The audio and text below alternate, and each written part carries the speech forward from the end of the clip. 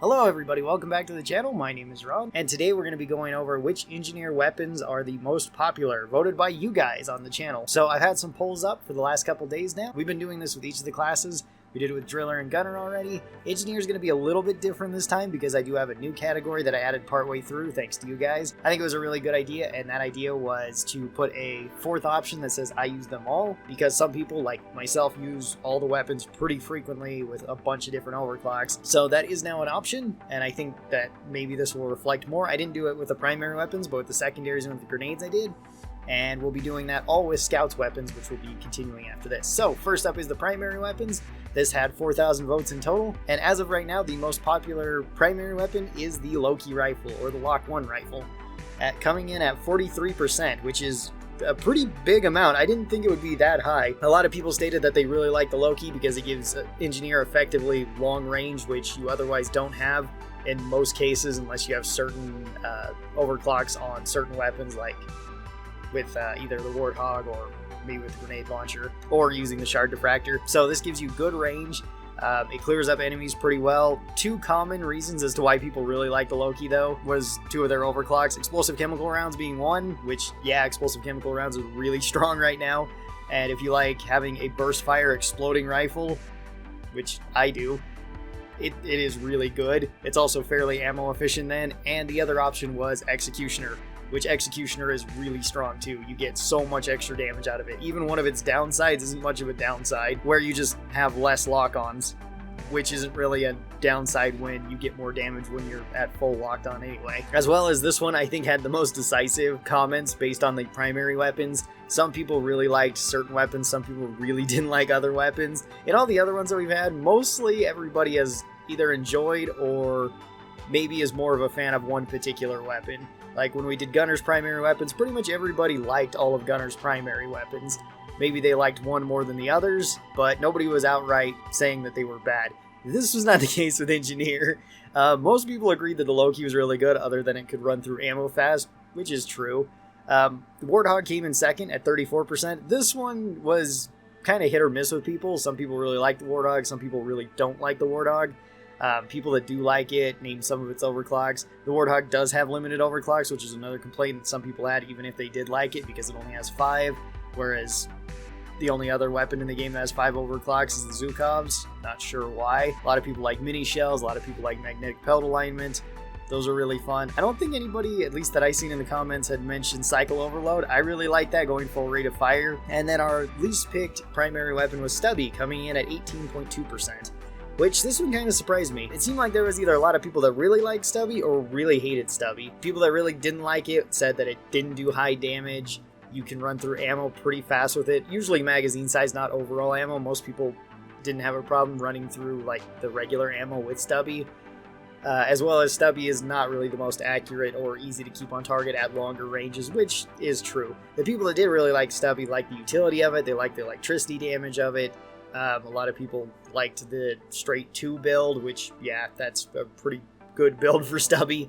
That gets you a lot of ammo, recoil reduction, a lot of electricity damage too.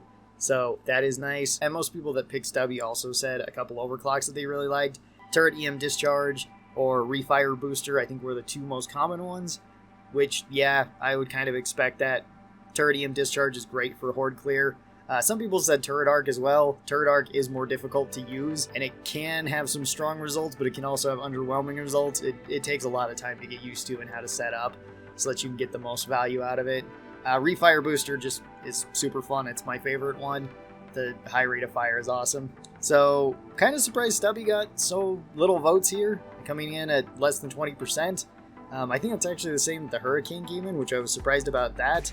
But in that case, the minigun and the autocannon were very close to one another. Next up, we got our secondaries. And the winner of the secondaries, by not very much, only by 3%, was the Breach Cutter. Followed by the Grenade Launcher, and then the Shard Diffractor, and then 15% of people saying that they use all of them. So this one really doesn't surprise me all that much. Pretty much everybody universally agreed in the comments that Engineer secondaries are amazing. And they really are. They hit incredibly hard. They are definitely like the hardest hitting secondaries usually. Yeah, you can get a little bit more damage with like Gunners because volatile bullets and mole and stuff like that, lead spray.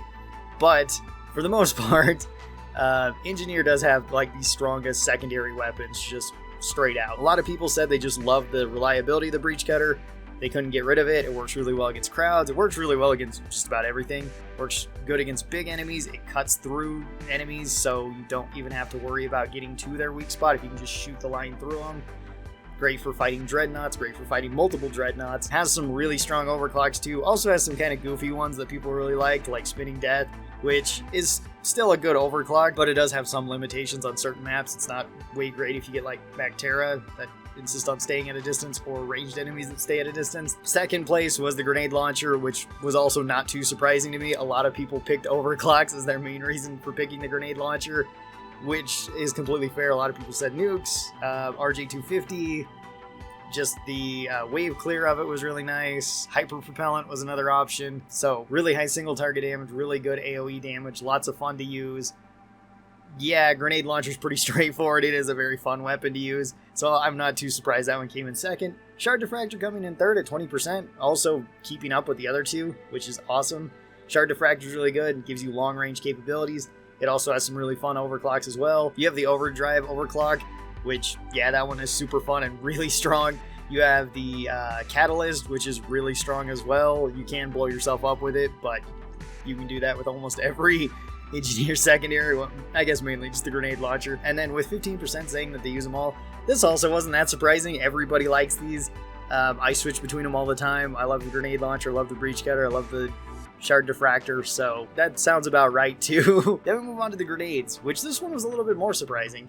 So our top used grenade was actually proximity mines at 35%, which I didn't think would actually be the winner. I thought plasma bursters would be the winner, but it came in second at 31%, lures at 24%, and then use them all at 9%.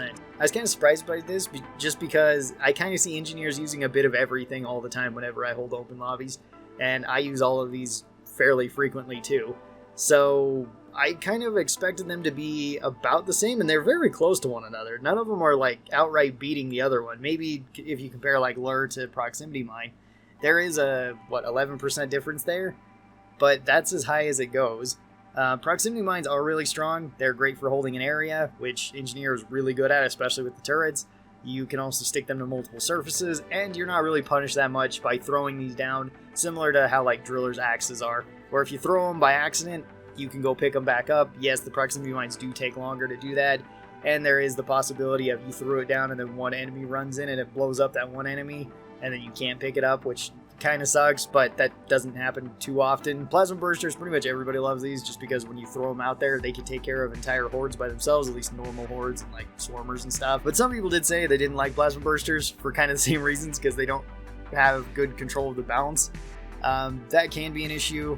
That's something you get more used to the more you use it. I'm kind of surprised by the 9% of people that said they use them all. I figured it would be higher than that, just because usually when I hold open lobbies and see engineers using their grenades, it's kind of a mix of things, but that might just be because it's a mix of engineers and they typically just gravitate towards one of the grenades. That could be an option. So tell me your thoughts down below on engineers' equipment, weapons, the grenades, stuff like that. Next up, we're going to be taking a look at scouts, or at least putting up polls and you guys voting for scouts weapons. Thanks everybody for watching this. I really do appreciate it. I hope you guys enjoyed it. It was a lot of fun to make. Special thanks to the supporters of this channel. These are my members over here on YouTube and my patrons over on Patreon. They get early access to videos like this.